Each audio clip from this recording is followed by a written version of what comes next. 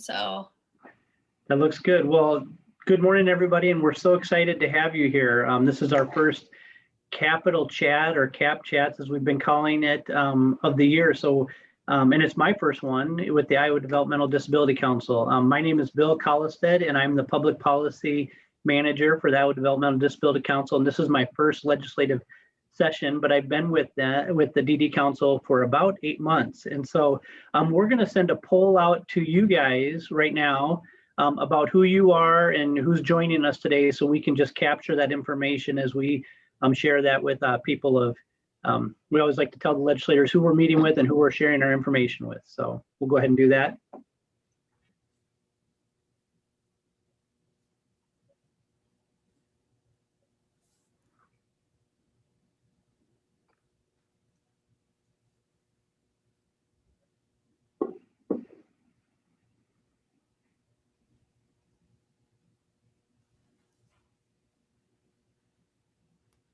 yeah, I think you got everybody.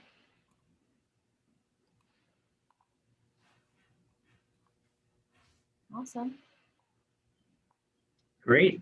Well, along with me, presenting with us is Amy Campbell, who is the person in the know at the Capitol. She has been at the Capitol advocating for people with disabilities for over 30 years. She says 29 years. 1 year was spent as a yeah, so we're excited to have her, and she kind of always sets things straight for myself and Brooke and our team to kind of make sure we know what's going on. She's going to share her screen with us, and we're going to go over a quick PowerPoint for about 10 minutes, and then we're going to bring everybody up on the screen so we can see everybody, and then we can have a lot of conversation back and forth about what we're seeing. So, are you seeing this on your screen? I am. Awesome. Well, thanks for joining us today. I want to make sure we have plenty of time to go the directions you want us to go today, because that's what these are about, right? So we do these in between the times that we send out InfoNet. So we do them once a month as kind of a touch base. So if you get questions when you read InfoNet or as you look at the news, these are opportunities to have those discussions.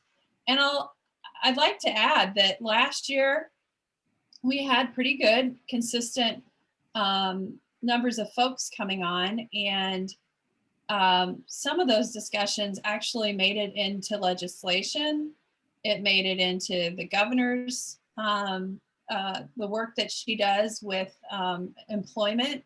So they've not only been really hopefully helpful to advocates and to us to hear back from you to know what you're interested in, but also it's actually informing legislators as well and lawmakers in what kind of priorities they would like to achieve. So we named them Capital Chat this year because we wanted everybody to know that these are informal, they're chats, they're whatever you need them to be. It's kind of your time to have these discussions. So we're always going to open up with a real quick review of what's been going on in between chats, and then open it up. So I wanted to just kind of say a few things about what's been going on in the last couple of weeks. First of all, we had a special election for state senate.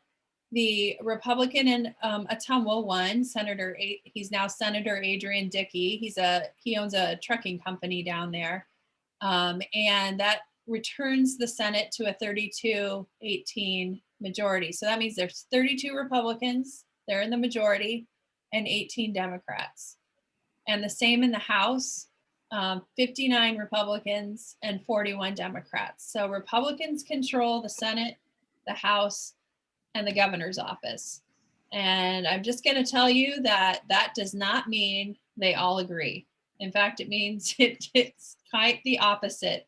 They are not always agreeing on many things. So if you sometimes think that if one party controls everything, then that means they all agree on things, and that's not necessarily the case.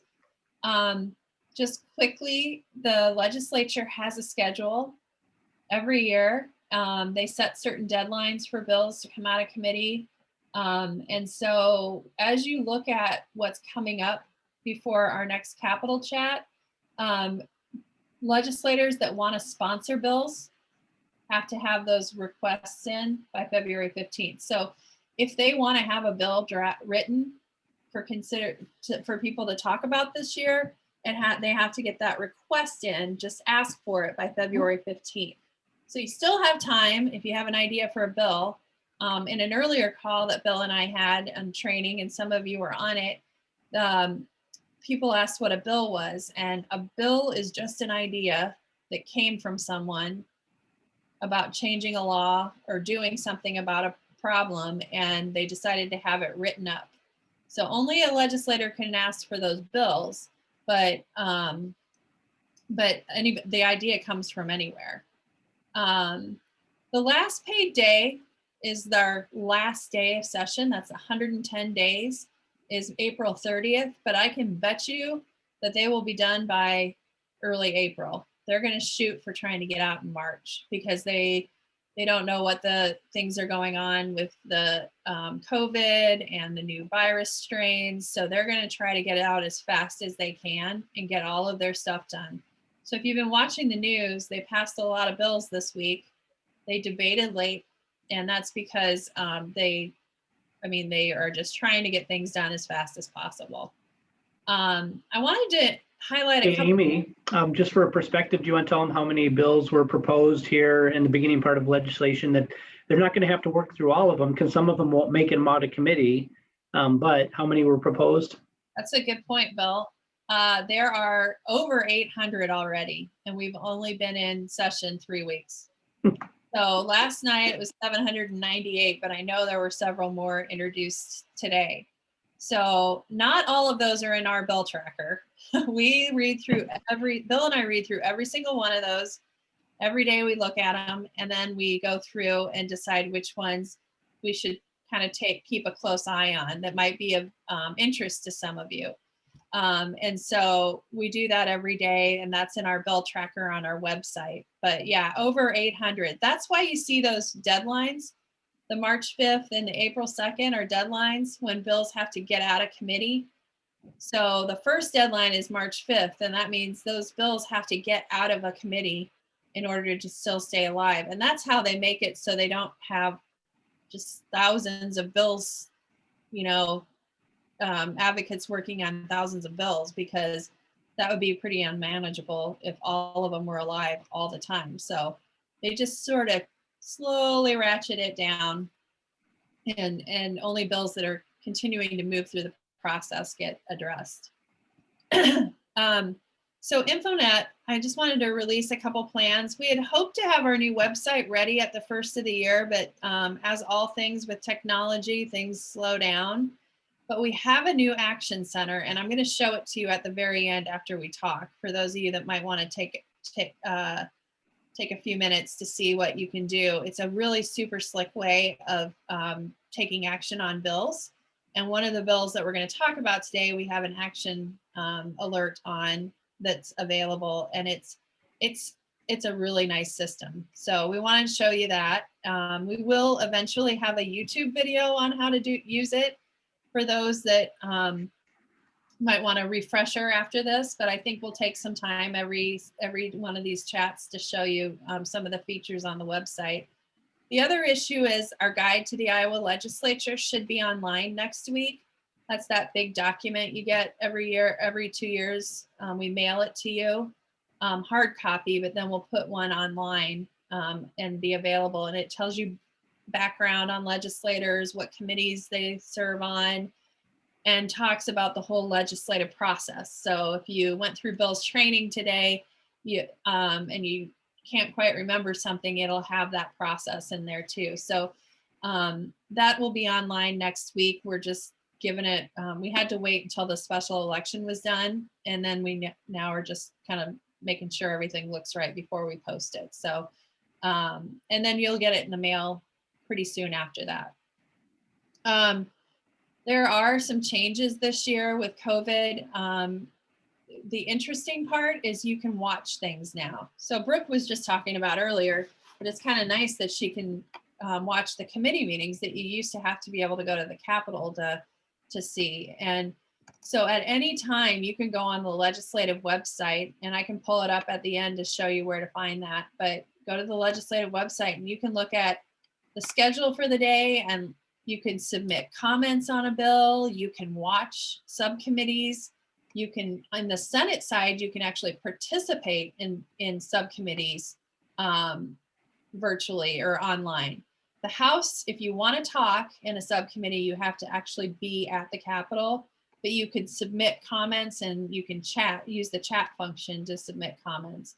But in the Senate, they're only doing it virtual. So everybody, even lobbyists at the Capitol, have to get on the computer and log in and do make their comments. So it's really, COVID has put a lot of challenges in place for the legislature, but it's also really opened up the process for people to be more involved if they want to be.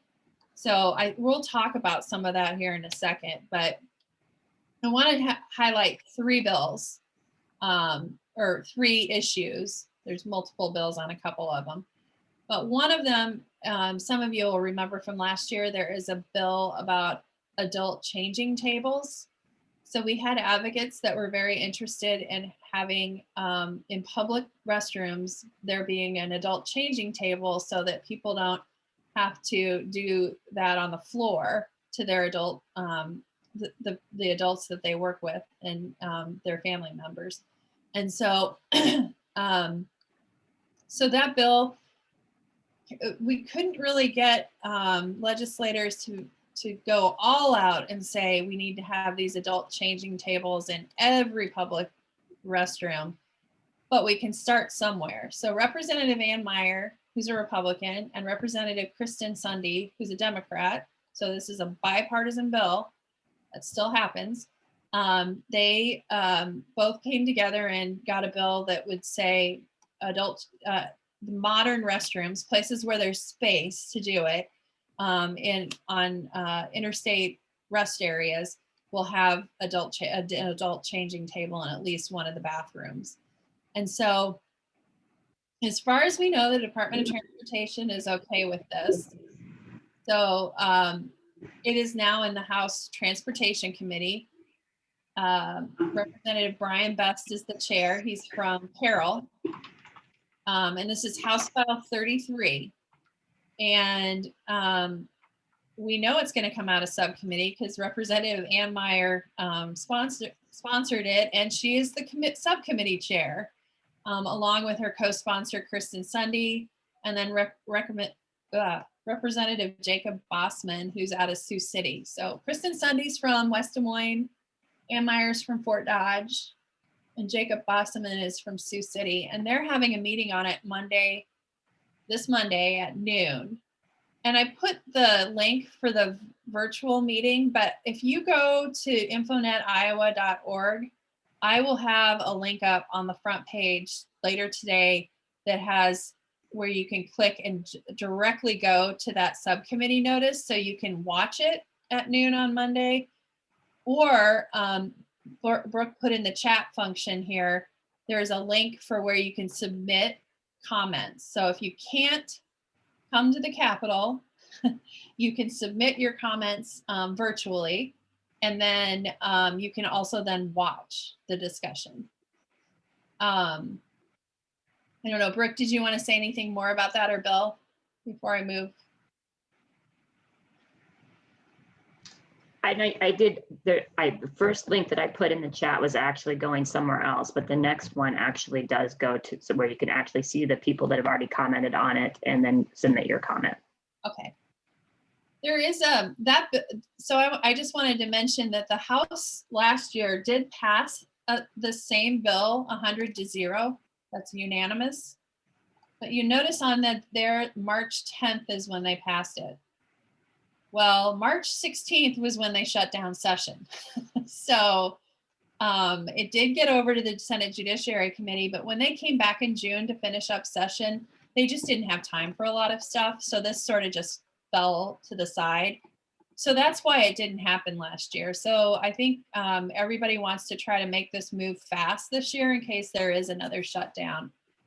There is a Senate companion bill, Senate File 38. So a companion means the exact same bill over on the Senate side. So It is also in transportation. And I've noted some of the senators that are involved there, but the subcommittee is Senator Dan Zumbaugh, which he's from the Tama area.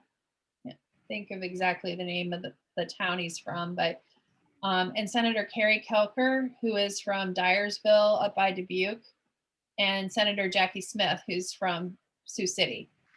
And so they have not scheduled a meeting yet.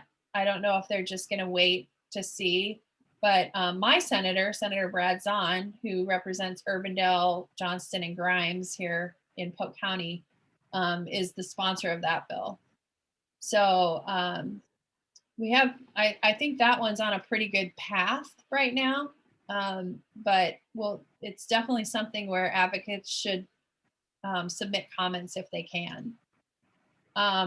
Yeah, Amy, just to add in, we just did an advocacy training, but anything like this, even though you might support it and it sounds good, and you think it's just going to keep moving forward, just even sending a quick email saying that you've seen it, you've read it, and you support it, or you've heard about it, and thank you for their efforts. Anything like that just continues to encourage that there's a public interest in that, and that's what kind of brings those to light. So, yeah, that's a good point. I mean, I think sometimes everybody thinks everything's going to be fine, and then legislators sort of forget about it. Sometimes they get busy and they just forget. So it's a good reminder to tell them and remind them why it's important, especially the stories. Some of the pictures that some of the advocates sent of them having to be on the bathroom floor with their kids, their adult children, made a lot of difference for some of those legislators that were a little nervous about requiring them to be put in places. Should have gotten some water. The other issue I wanted to, this is another bill that that was discussed last year. The House committee passed it out, but then it too got stuck when we shut down for COVID and didn't move any further. But Senate File 60 this year is Senator Amanda Reagan from Mason City introduced, and it allows anyone that has a special needs trust or one of those older trust accounts. Brooke, what's the other name of the other ones? Is it, I'm trying to think of the special needs trust and special it's sometimes it has Medicaid in the title of it, I thought. Yeah, yes, they're older trust accounts where family members will put money in to help and assist with the services people need. There's a lot of regulations around those. Like, it's really hard to even pull out $100 to do something. You have to go through the court process. And back then we didn't have ABLE accounts. So those are those accounts that were set up that the federal government allowed states to set up, similar to a college savings account, where your family and your friends can put dollars in there to be spent to support the services and things that your Medicaid may not cover, or other service and supports might not cover. And it's a lot easier to use. Plus the amounts are larger that you can put in them. And so they can also support like continuing education or other things to help with employment. And so that bill this bill would allow you to transfer things that are in those older trust funds and move them into an ABLE account, which is more flexible. So basically this bill just allows a family and a person with a disability to decide to move it into a different account, and then have a little bit more flexibility in how they use those dollars and more ability to put additional dollars in them. So that bill is in the Senate Human Resources Committee, and Senator Jeff Edler is the chair of that committee, and he's from the State Center area, Marshalltown area. And Senator Costello is the chair of the subcommittee. Now, he chairs the Health and Human Services Budget Subcommittee, and I believe there's some concern that there may be DHS had some concern about if there would be a cost to this or an impact on Medicaid. So they gave it to Senator Costello to chair. He's from down, well, I know Brady can talk about who Senator Costello is because that's his senator. He's very close to him down in the southwest corner of the state. Senator Jesse Green is a new guy. I think he's from Boone area. I can't remember the town, but he's brand new this year. And for those of you that might like rodeos, he's apparently a big time rodeo organizer, and all of his campaign signs had bucking Broncos on them. They were very distinctive.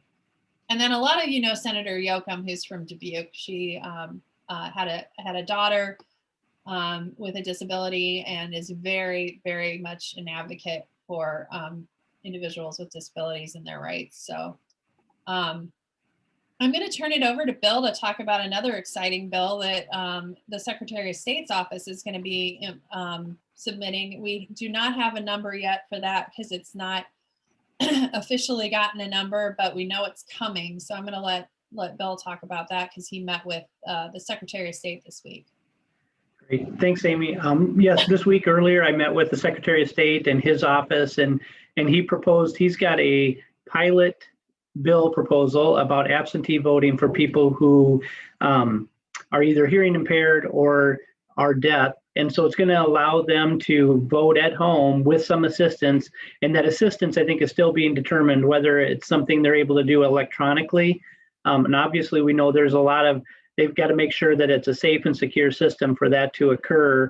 And what we just talked about is previously this same bill has been introduced and passed in New Mexico, but there's been a pilot, I think, in Colorado and maybe another state.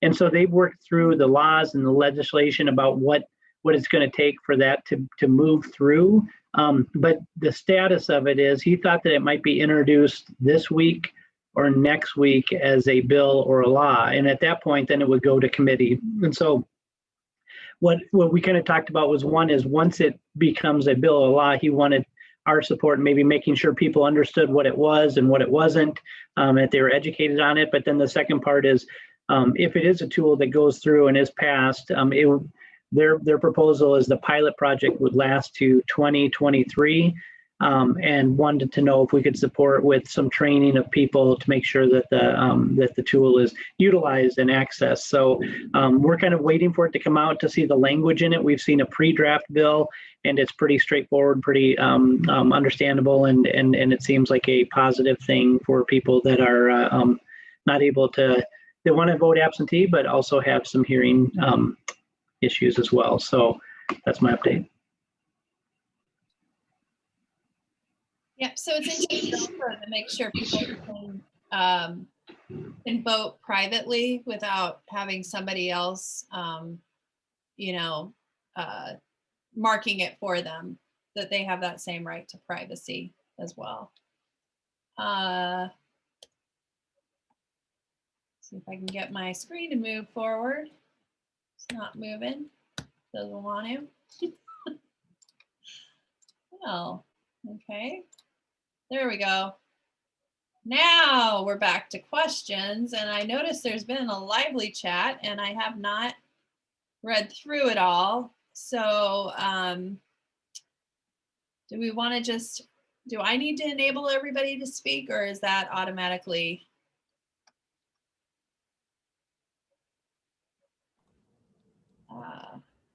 I think we will have to do it just one at a time. Yeah, I think we'll have to have people raise their hands maybe, and then we can allow them to talk, or we could just allow everybody to talk, whatever way you want to do it, guys. Okay, so if you want to raise your hand, so if you know how to do that, you just go down, where is it? I can stop the screen share too. Hold on.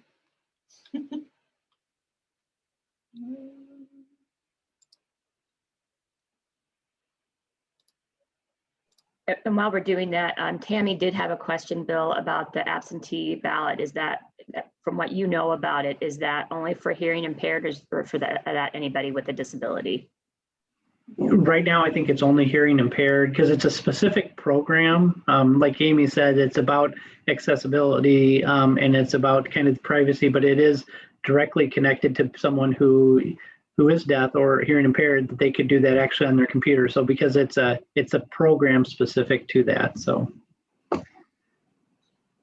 Brady asked what a trust account is, and I'll do my best, Brady, to explain it and then let Bill and Brooke correct me, but it's an account that a family member, probably a parent, would establish for a probably when their child is smaller, younger, if they have a disability, and they can put dollars into that, money into it to help support them later in life. So for instance, I have a friend named Nancy who's has a disability. She's in a wheelchair and she lives up in northern Iowa, and both of her parents have now since died. She's a little older than me, and so they had established a trust for her to help pay for her ongoing expenses as she gets older.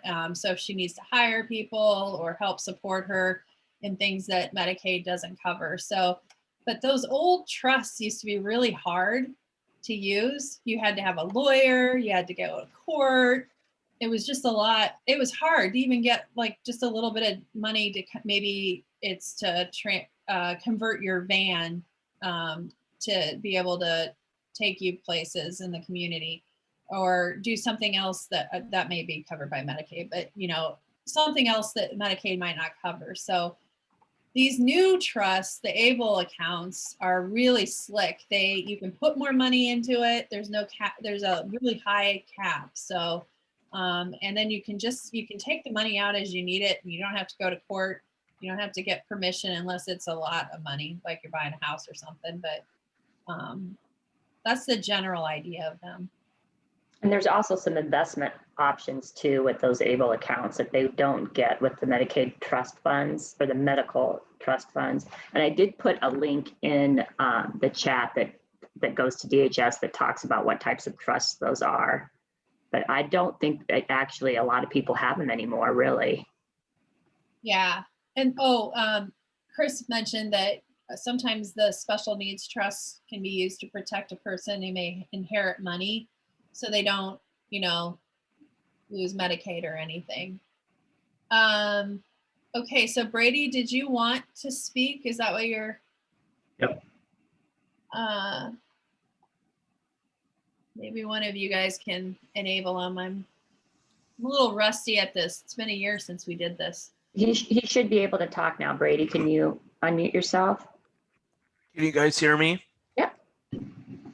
All right, hold on. I got to pull up what I want to ask so I make sure I'm getting it correctly. So, this was a concern that came from my mom and dad, and they wanted me to address this during this meeting.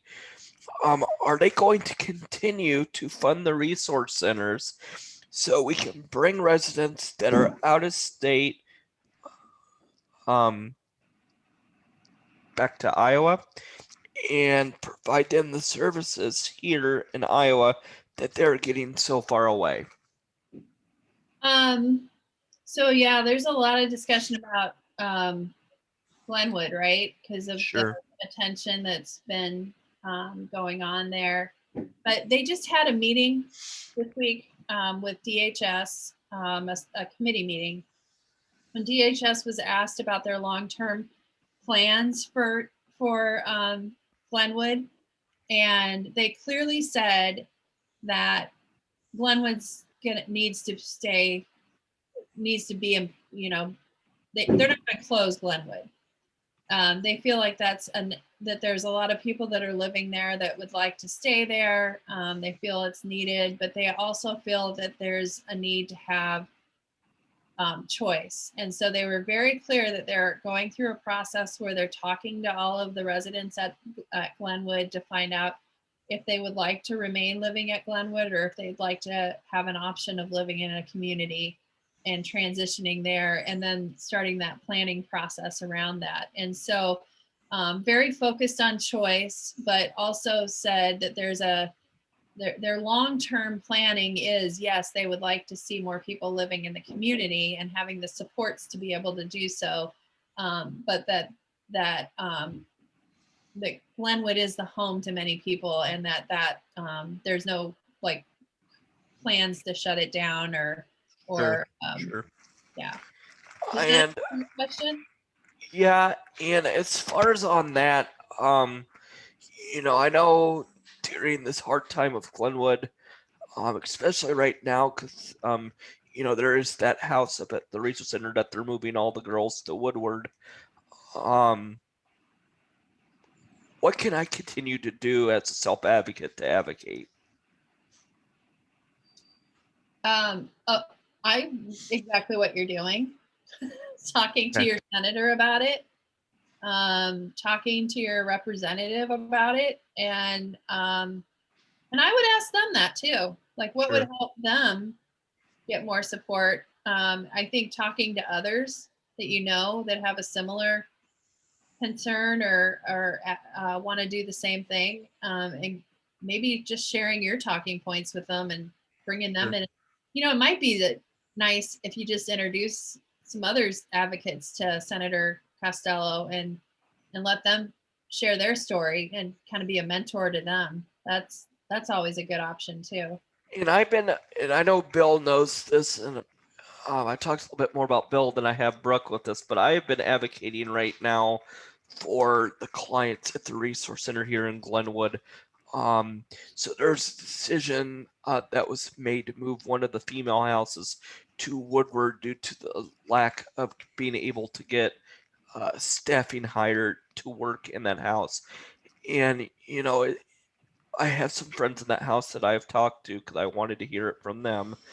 And, there's a lot of people that are upset because, for one fact, my one friend, she's been here a long time. She's made her friends at the Glenwood Research Center. She's built good relationships with the staff she works with. She doesn't want to move because this is considered her home. And they're telling her she has to move to Woodward, and there's really she doesn't have an opinion on it unless her guardians step up and say, well, this is what we want. I mean, my understanding on this whole move thing is they're not really giving the guardians much of an option. They're basically telling them you have to move to Woodward, or you as a guardian have to find somewhere else for your individual to live. One of my other friends that lived in that house, her family lives in Council Bluffs, 15 minutes away from Glenwood. She's able right now to go home frequently to see them. She's going to move to Woodward and be 2 hours and 15 minutes away from home. And so I think those are really good concerns that needs to be addressed, not only with, Kelly Garcia, but we need to make sure our legislatures know what's going on so these issues can be resolved. Good point, Brady. I would also have them share that with Representative Fry, because he was asking some of those questions in the meeting too. He's from Osceola, but Okay, do you have a contact number for him? I can get it to you. Okay. Mhm. Can I put my cell phone number in the chat? Would you be able to get a hold of me sometime? Sure. You can share it Alrighty. with her also, Brady. And then also when we go to the Infonet area, Amy, when we look at the tools, maybe we can show Yeah. people how to find Representative Fry. Yep. Okay, I think Robert had his hand raised. I'm going to allow him to speak. Robert?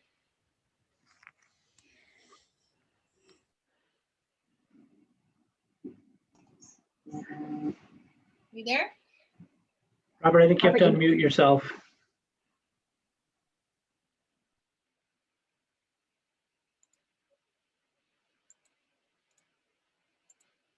You able to unmute yourself, Robert?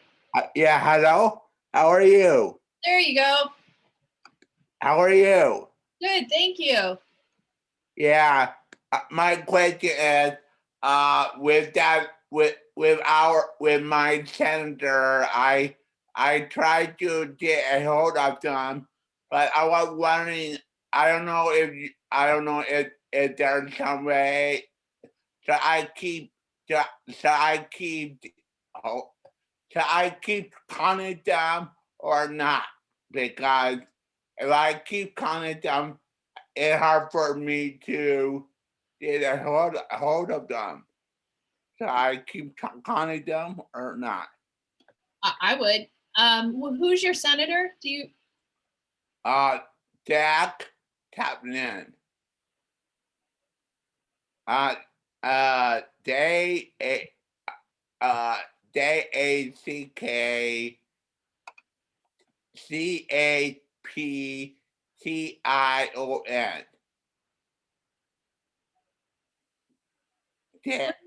Yeah, you want me to write it on the tab? You want me to write it on the tab? Yeah. I Are can do that. Okay, JACK. I believe it's Jack Chapman. Yeah, Oh, you're right. Yeah, you're right. Yeah. oh, I thought that was all the last name. I'm sorry. No, Saying it now. that his birth name. That his Oh, birth name. okay. Jake Chapman. Yeah. So you live over in like the Adel Yeah, area? yeah. Okay. So I tried to get a hold of him. I did want to talk to him about the town hall meeting. If I wanted to invite him to the town hall meeting. You know what? Why don't I circle back with you, because I'll tell you why he's not calling you back. He is now the president of the Senate. And Oh, he is? Yeah, so I bet a lot of his staff are taking the calls and it's probably not getting to him. But I go to the Capitol every day, so I can go back there and tell their staff. I have his cell phone number because he couple of days ago he did it to me before, and I called him and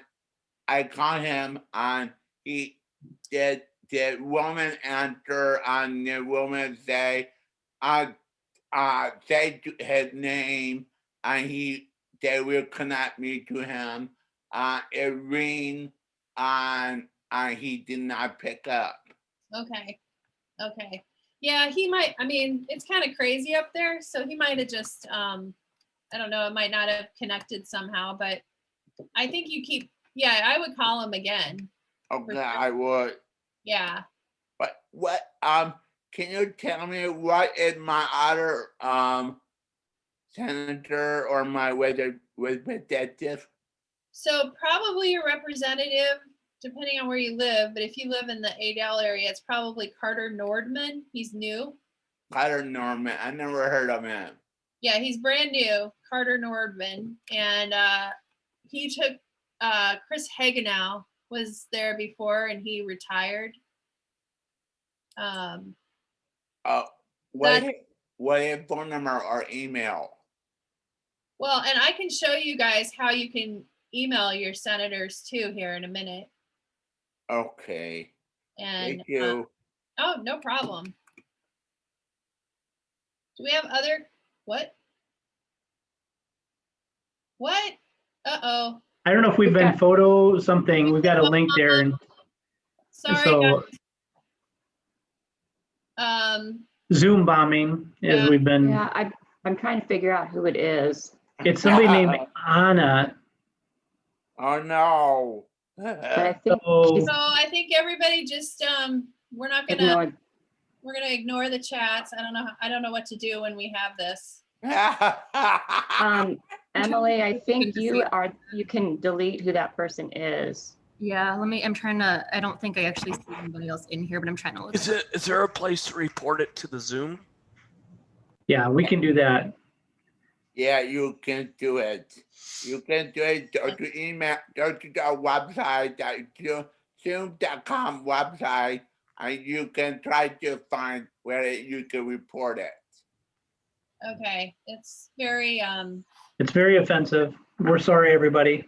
Yeah, and it's kind of concerning that they actually know names. Yeah, that is concerning to me. That is very offensive. Yeah. Okay, so That is really stupid. I don't know why. You yeah, have to- so I don't know if we can turn off the chat. Yeah, And I'm working on it. I'm trying to see if we Alright. can just disable it. Well, for now. everybody ignore the side panel. And then I'm gonna share my screen again so that you guys can see, whoops. I the idea. Why don't you die? I don't know if that work, but maybe we can log off and get back on. Maybe that work. I don't know. I think we're almost done here. So I think what I'm gonna do is get InfoNet up so I can show you some stuff, and then we'll be done, and we'll know better next time what we are supposed to do in that situation.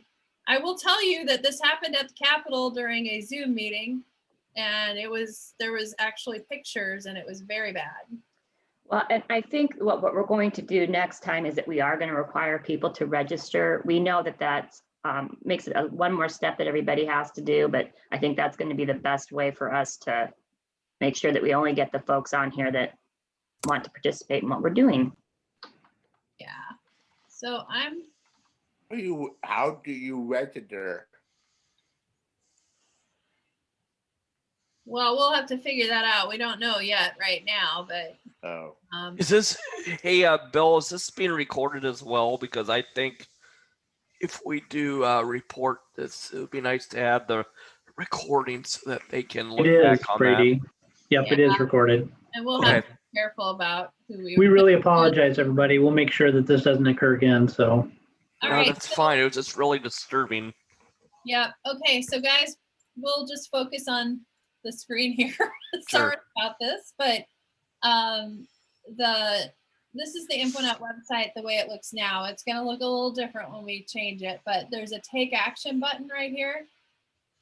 And if you click on that, it's our new action center. So it goes right to our new action center. And I just want to show you some stuff. Right now we have up on it, I've highlighted that issue of the changing tables. So also, I just want to show you, Bill's been doing a blog. I think he's due for one this week. And so he will occasionally put things up here that you can click on, and it's just some tips, advocacy tips, or things that he might want to share with you. Down here, where we highlight some like key bills. So in this case, we have the adult changing station, and so it'll show you the bill. It tells you that the DD Council supports it. It'll show you a picture of the sponsor, some actions, and then a link that you can go to actually look at it. That's separate from our bill tracker right now, but let me go back to that main page. If you click on this button, you can take action on that bill that we talked about. So that would go to your legislators and the legislators that are on the committee. And you can tweet it, you can write something. It's going to go to your state senator, your state representative, and we kind of put a little bit of a sample in here of what you could say. And then there's a spot for you to write your own personal message right there. And you put in your information and you hit send message, and it automatically goes to your legislator. You don't have to do anything more. You don't have to look up their name. You don't have to look up anything. It's all, it? yep. So that's pretty cool. So also, if you just wanted to send it on something else, so let's say it's on Brady, you wanted to talk about Glenwood, you could go down here to find your elected officials, and you could put in your zip code. So I'm going to put in mine, and it's going to tell me it wants my address. So I'm going to put in my address. Okay, and then it tells me who my legislators are. So you get a chance to say who you want to send it to. So if you have a federal issue, you can click on your federal folks. if it's something for the governor, lieutenant governor. We even have a spot for Secretary of State. And here's my legislator. So I might want to send it to my senator and my rep. And I hit compose message. And again, it's the same thing. You write your subject. So whatever issue it is, it might be Glenwood that you would write in there. And then. So it works just kind of like an email then. Yep. You put in your message, Sure. fill it out, and hit send. So that's it. I mean, that's the action center. I'm not going to send it because. So if I were to send a message to like Joe Biden, let's say, does it actually go to him or does it go to his staff? It'll go to his staff. But Okay. and the same for the senator, the Congress people, like anybody federal out in Washington, D.C., it's going to go to their staff. But then their staff decides which ones they read. So, I mean, the better and more personal your story, the more likely they will actually get to them. Sure. Okay, so Amy, Yep. where do you click on to send email to your senator? Oh Yep. no, I mean, you have to type in the zip code. Yep. Right here. You go all, if you go to that take action spot, Okay. then it's right there. We're trying to get it moved up, but it's right at the Kind of bottom. towards the bottom, yep. Yeah. Okay. And then you just write in your zip code and it automatically finds your people for you, and you just click on who you want to send it to. So if it's a state issue like a Glenwood or Medicaid, ATL. something ATL. like that, you'll want to send it to your state people. If it's something like COVID vaccines and you want to send something to your Congress people, then you would send it to your Congress people or the president. And if you ever need help figuring out, I know Bill, Brooke, and I can help people figure out who they should send stuff to. Their Congress people out in Washington, D.C., or their state legislators here that go to our Capitol in Des Moines. So I live in Adele. I live in Adele. I type in the zip code, and it will show me the list of senators. Yep. Do you know your zip code? I'll type it in right now. Okay, it's 5050003. Okay, so if you did that, you want to tell me your address, or I can? Yeah, bear with me, is 711 what come before 8? The number what come after 8, before 8 is 711. 7, no, not 8. 7. Well, you would put it in here. Yeah, I put it in there, Like yeah. 1, 3, 4, 5 Main Street or something. Yeah. Yeah, just try that and put Adele and see what yep. Because there is a Main Street in Adele, so. Yeah, Yeah, there it Yep. would. there you go. So you see that, yeah. So like Carter Nordman is the new guy. You can click on their name and it'll show you a little bit more information about them. Cool. Cool. Background. The committees he's on, that's not a full list. I don't know why that's not all there, but yeah, it has all of the info. Is this the DD Council website or the ID Action? It's InfoNet. Oh, Infonet. Okay. Yeah, so it's this one up here, infonetiowa.org. Sure. And All then right. it'll, again, oops. Well, I should say right up on top is the advocacy toolkit if you need help working on your messages. That's up there. Sure. When we get, you can always get our current newsletter. Do you show the bill tracker, Amy? Oh, yeah. Well, Hey, yeah. Amy, as you transition to the bill tracker, I just want to remind you guys, Brady, you had said who's going to read that. Just a reminder, it's really important to send a message on bills that you think are important or that resonate with you, because they do while he may not respond directly, and sometimes you will get a direct response from your representative or your senator, but they do track that. So if they receive 100 emails on the changing table, or they receive 200, that tells them something. If they receive 0, it also tells them something. So it's important to use that, and don't be completely discouraged if you don't get a response, because that's also one way. And sometimes your messages can be about encouragement or shaping, and then they get that idea in their head, but they don't always reply. Don't be discouraged. It's important still to let them know that you're out there and what you think is important. Yeah. So the bill tracker, we had a little problem. It's got a link that's broken, but it'll be fixed, I hope, by Monday. But this is what will show up. And so you can just look at the front and look at all the summaries here. Move this up a little bit. Or you can go in and look at the details of a bill. So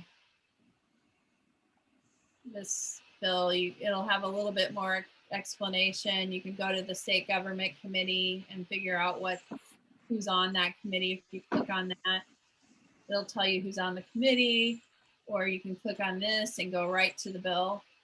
Sure. So can I add something to what I was talking about a little bit ago? Yep. So my mom and I have been kind of texting back and forth during this meeting, but she just says, why are they willing to pay so much money to have my sister served out of state when they could be paying Iowans?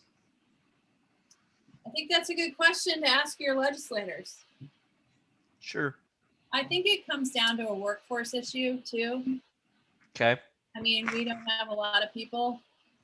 So what? But certainly Glenwood pays a lot better than other places, but And what do you mean by the workforce? staff, enough staff. Trying to get staffing to provide them the care that they need. Yep, qualified staff. Sure. And Brady, Brady, we have there's a talked lot about of this too. Your sister and other folks living out of state would qualify for the Money Follows the Person program, the same program that you use to transition. And so do continue to look at those options to help when you're talking about helping folks get back to the state of Iowa. Sure. Yep. And I did talk, I think her name's Lindsay from Money Follows a Person, and she said that they would love to work with my sister when it comes time to looking at bringing her back in state. So one other thing I wanted to show everybody is forums are back on. Some of them are virtual, so we have them under our calendar function. So those that are still happening, we put our capital chats in. So if you ever lose your link or whatever, it'll be in there. And then, so trying to look here, Council Bluff. So Brady, you're on the call tomorrow, or well, today, right now, Council Bluff has a legislative coffee in 4 minutes.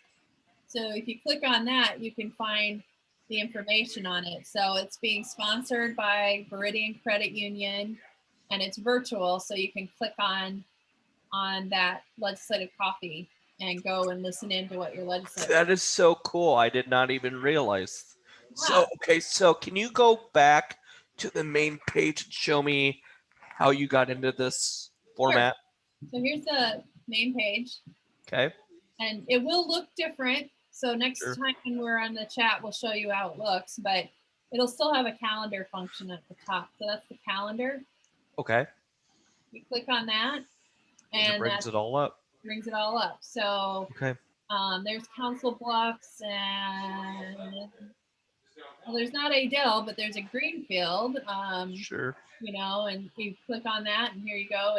They're still having theirs live. Senator Chapman will be in Greenfield on this February 6th next week at the corner coffee shop. Wow, that is so cool. Yep. So Marty Anderson does a morning coffee at Grounds for Celebration. So she's still doing those.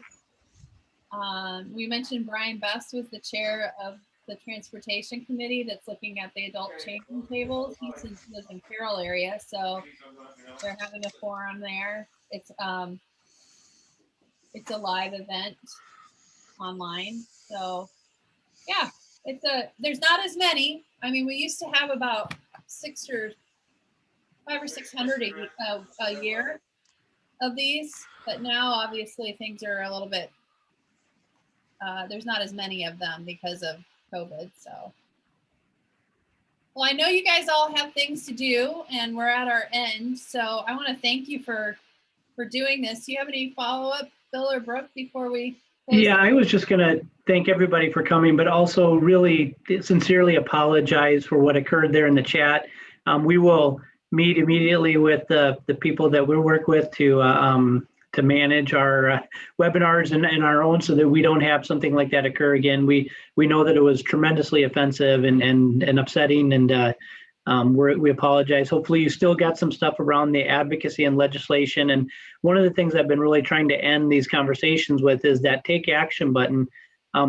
You've learned a little bit about that. You certainly can read more about that legislation on our website. You can learn more about the bill before you just kind of maybe blindly support something, but reach out to somebody today, introduce yourself, and give yourself an opportunity to kind of connect with legislators. So I want to thank everybody for attending, and I'll turn it over to Brooke.